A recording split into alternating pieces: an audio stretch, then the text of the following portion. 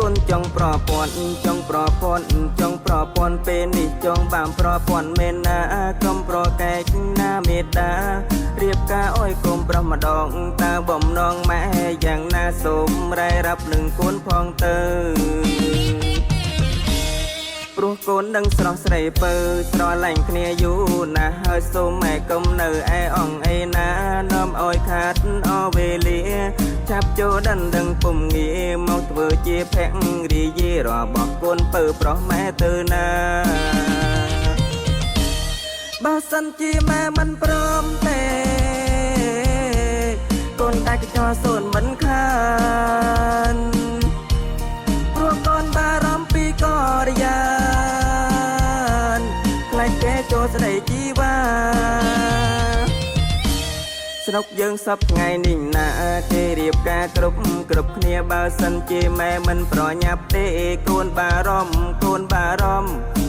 ភនឹងស្រស់ពុំងារគ្រប់វេលាគ្រប់នាទីខ្លាចពុកប្តីស្រីលើកជូនឲ្យគេ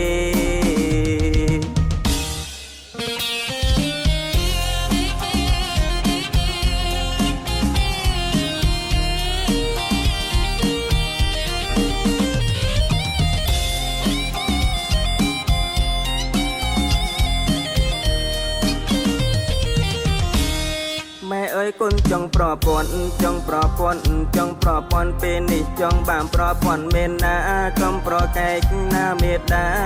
រៀបការអើយកុំប្រម្ដងតើបំណងម៉ែយ៉ាងណាសូមរ៉ែរាប់នឹងកូនផងទៅព្រោះកូននឹងស្រស់ស្រីពើស្រឡាញ់គ្នាយូរណាស់ហើយសូមម៉ែកុំនៅឯអងឯណានាំអោយខាត់អវេលាចាប់ចូលដណ្ដឹងពុំងារមកធ្វើជាភ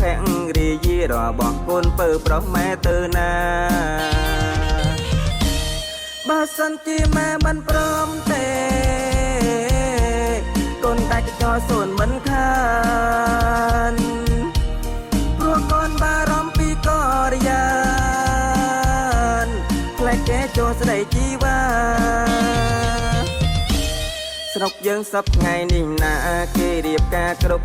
គ្នាបើសិនជាម៉ែមិនប្រញាប់ទេកូនបារម្ភ